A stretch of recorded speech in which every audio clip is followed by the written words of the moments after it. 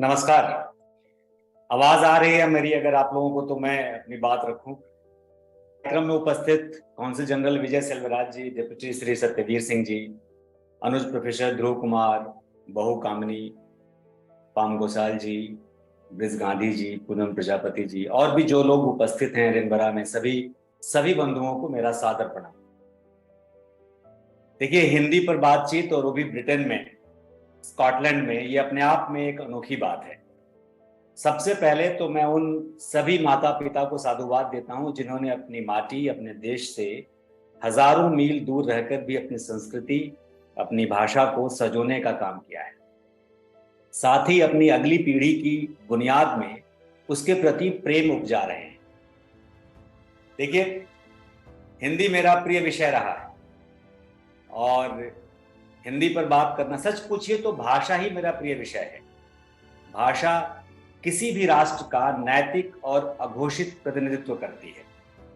किसी भी राष्ट्र के बारे में जानना है, समझना है, वहां के संस्कारों को समझना, वहां की संस्कृति को पहचानना, तो वहां की भाषा को जानना हो। भाषा से ही संस्कार का जन्म होता है। बिना संस्कार के संस्कृति का जन्म संभव नहीं।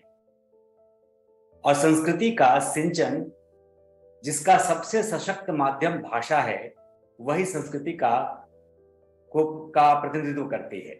जैसे ब्रिटेन में अंग्रेजी, अरब में अरबी, वैसे ही हिंदुस्तान में हिंदी को राष्ट्र का प्रतिनिधित्व करने वाली भाषा माना जाता है।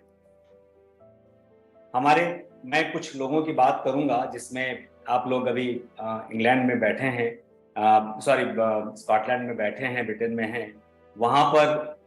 वहां ब्रिटेन के एक लेखक थे जो हिंदी में बहुत लिखते थे, नेपियर थे। तो वो जब हिंदी और अंग्रेजी को लेकर के उन्होंने बात की थी, ये दौर मैं आपको 50s 60s के बीच की बात कर रहा हूँ, तो उन्होंने कहा था, अंग्रेजी को लेकर खास तौर पे कहा था कि अंग्रेजी भारतीय भाषाओं का जनेऊ हो गया है। जनेऊ आप देखते होंगे कि ब्राह्मण लोग धारण करते हैं, तो दरअसल वो अंग्रेजी को लेकर के उनका ये कहना था। और साथ ही उन्होंने कहा कि अगर आप अपनी भाषा को लेकर के गंभीर होंगे, आप अपनी भाषा को लेकर के चिंतित होंगे, तो इसकी जरूरत नहीं पड़ेगी। मैं वहां ब्रिटेन के उस लेखक के साथ साथ मैं चंपारण जहां से आता हूं, वहां के एक लेखक, बहुत प्रसिद्ध लेखक हुए हैं, गोपाल सिंह नेपाली, कवि रहे, बहुत प्रसिद्ध कवि। उन्होंने 4 पंक्तियां लिखी हैं कि यह दुखड़ों का जंजाल नहीं, लाखों मुखड़ों की भाषा है, थी अमर शहीदों की आशा, अब जिंदों की अभिलाषा है। मेवा है इसकी सेवा में, नैनों को कभी न झपने दो, हिंदी है भारत की बोली, इसको अपने आप पनपने दो। जब गोपाल सिंह नेपाली जिस दौर में ये बात लिख रहे थे, उनका आशय बिल्कुल स्पष्ट था कि हिंदी को कहीं थोपिए मत, पनपने दीजिए। और आज उसका परिणाम देखिए कि पूरी दुनिया में 175 से ज्यादा विश्वविद्यालय हैं जहां हिंदी भाषा पढ़ाई जाती है। ज्ञान विज्ञान की पुस्तकें बड़े पैमाने पर हिंदी में लिखी जा रही। सोशल मीडिया और संचार माध्यमों में जिस तरीके से प्रयोग बढ़ा है, अगर हम फेसबुक ट्विटर की बात करें, तो आपने देखा होगा कि हिंदी को लेकर के किस तरीके से उनकी पॉलिसीज चेंज होती रहती है। आज हिंदी दुनिया में 140 देशों में बोली जाती है, समझी और बोली जाती है। और भाषा के स्तर पर अगर आप देखें, ज्यादातर बोलने वालों में तो अगर अंग्रेजी, मैंडरीन और तीसरे नंबर पे हिंदी ही है पूरी दुनिया में जिसको लोग बोलते हैं। मैंडरीन के साथ क्या है कि मैंडरीन के 90% लोग वो हैं जिनकी पहली भाषा मैंडरीन है। अंग्रेजी के साथ ऐसा नहीं है और हिंदी के साथ भी ऐसा नहीं। अंग्रेजी को जो तकरीबन पूरी दुनिया में 114 करोड़ लोग पूरी दुनिया में बोलते हैं अंग्रेजी, लेकिन अंग्रेजी जो मूल रूप से भाषा है वो 37-38 करोड़ लोगों की है। ठीक उसी तरीके से हिंदी जो मूल भाषा है वो तकरीबन 32-33 करोड़ लोगों की है, लेकिन 60 से 65 करोड़ लोग पूरी दुनिया में हिंदी बोलते हैं, समझते हैं। इसका मतलब यह है कि इस भाषा को लोगों ने अपनाना शुरू किया दूसरे देशों में भी, और धीरे धीरे इस भाषा का प्रसार हुआ। उसकी सबसे बड़ी वजह क्या रही होगी, जो मैं समझता हूं कि उसकी वजह रही होगी कामकाज के तरीके में लोगों को आसानी महसूस हुई होगी। और उसका कारण ये है कि जैसी हिंदी बोली जाती है वैसी ही लिखी जाती है। लिखने बोलने में इसके फोनेटिक्स में बहुत ज्यादा डिफरेंस नहीं है। वो सबसे बड़ी वजह है जिसको आप कह सकते हैं कि वैज्ञानिक भाषा के तौर पर है। खास तौर पर भारत इतनी सारी भाषाओं की जननी है, इतनी सारी भाषाएं हैं इस देश में। सब भाषाएं एक दूसरे को अलग अलग हिस्सों में सपोर्ट करती है। और हिंदी के साथ ऐसा है कि हिंदी ने सब भाषाओं के शब्दों को, बहुत सारे शब्दों को अपने में आत्मसात किया और वो फिर उसका विकास हुआ, जैसे अंग्रेजी ने किया। तो धीरे धीरे उस भाषा का विकास बड़ा होता गया और बढ़ता गया। अब आप देखिए, आपको मैं एक दो घटनाएं याद दिलाऊंगा इतिहास से। 1918 में हिंदी साहित्य समिति की नींव रखी गई थी इंदौर में, जब महात्मा गांधी ने रखी थी। उस वक्त उन्होंने कहा था कि ये राष्ट्रभाषा होगी। आजादी के बाद भारत में संविधान बना।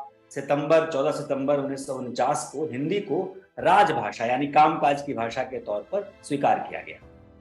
अपने अलग अलग समय में अगर इतिहास में हम जाकर देखते हैं तो सुभाष चंद्र बोस हो, महात्मा गांधी हो, किशोर चंद्र सेन हो, दयानंद सरस्वती, काका कालेलकर, बंकिम चंद्र, ईश्वर चंद्र विद्यासागर, जितने तमाम नाम हैं, इन लोगों ने हिंदी की बहुत पुरखलस उनकी कवायद उनके पीछे सपोर्ट किया और उसको कहा कि इस भाषा को विस्तार होना चाहिए। ये सभी लोग अहिंदी भाषी थे। ये कोई भी ऐसे नहीं थे जो हिंदी जिनकी मूल भाषा रही। सबकी गुजराती, मराठी, इस तरीके की भाषा, बांग्ला, इस भाषा से आने वाले लोगों ने हिंदी को इसलिए स्वीकार किया और हिंदी को इसलिए विस्तारित करना चाहा कि उनको लगा कि ये ऐसी भाषा है जिससे पूरे देश में एक सूत्र में बांधने में ये हमको एक ताकत के तौर पर दिखेगी और काम आएगा। ये सब लोग इसके हिंदी के प्रबल समर्थक थे। सही मायने में देखिए तो हिंदी आज भी एक संपर्क भाषा की भूमिका निभा रही। हिंदी जन आंदोलनों की भाषा रही है।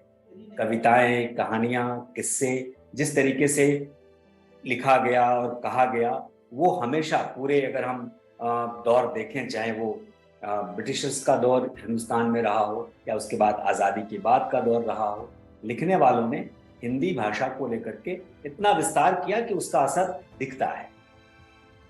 रविन्द्रनाथ टैगोर, जिनको सारी दुनिया जानती है, उन्होंने कहा कि भारतीय भाषाएं नदियां हैं और हिंदी महानदी। इसलिए कभी भी इस भाषा को लेकर के, हालांकि देखिए राजनीतिक तौर पर मैं नहीं जाऊंगा उन मुद्दों पर कि कुछ क्षेत्रों से कभी कभी बात होती है कि हिंदी थोपने की बात, इसीलिए मैंने सबसे शुरू में गोपाल सिंह नेपाली की बात कही कि हिंदी को अपने आप पनपने दो। कोई भाषा अपने आप पनपती है, कोई भाषा अपने आप डेवलप होती है, वो इसलिए होती है कि उसमें लोगों को सहूलियत महसूस होती है। तो इसलिए अब आज की तारीख में क्या हो रहा है कि तकनीकी कंपनियां, टेक्नोलॉजी के दौर में भी वहां भी हिंदी का इस्तेमाल बहुत तेजी से हो रहा है। वैश्वीकरण के दौर में हिंदी बिल्कुल विश्व स्तर पर एक प्रभावशाली भाषा बनकर उभरी है। भाषा का विकास उसके साहित्य पर निर्भर करता है। भाषा वही जीवित रहती है जिसका प्रयोग जनता करती है। भारत में लोगों के बीच संवाद बेहतर हो या दुनिया में लोगों के बीच संवाद बेहतर हो, इसके लिए इस भाषा का इस्तेमाल होना चाहिए। ऐसे में हमारा भी कर्तव्य यही बनता है कि इस हिंदी का बढ़ावा करें, उन महापुरुषों के सपनों को साकार करें। आज अगर हम हिंदुस्तान में 34-35 करोड़ लोग अगर हिंदी बोलते हैं और पूरी दुनिया में और हिंदुस्तान के दूसरी भाषाओं के लोग भी हिंदी बोलने समझने लगे और हिंदी का विस्तार हुआ, जब 60 करोड़ लोग पूरी दुनिया में हिंदी बोलते समझते हैं, तो ये आने वाले दिनों में इसकी तादाद और बढ़े।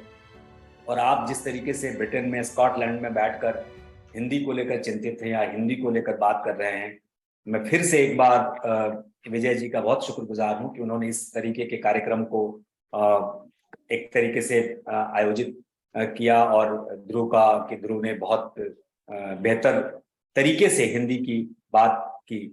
मैथिली शरण गुप्त की 4 पंक्तियां हैं, उनके साथ मैं आज की अपनी बात, क्योंकि बहुत ज्यादा भाषण देने का वक्त नहीं है और टेक्नोलॉजी का दौर है तो हम लोग यहाँ से वहाँ जुड़े हुए हैं और बच्चों को सुनना भी जरूरी है, जो भी लोग आए उनको सुनना जरूरी है। मैथिली शरण गुप्त जो हिंदी के विख्यात लेखक कवि रहे हैं, उन्होंने जो कहा उनकी 4 पंक्तियों के साथ मैं अपनी बात खत्म करूंगा।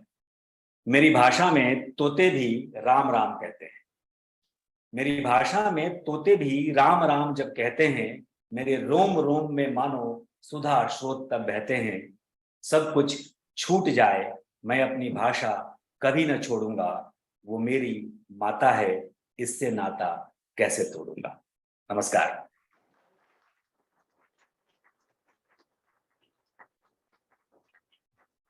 भारत माता की जय।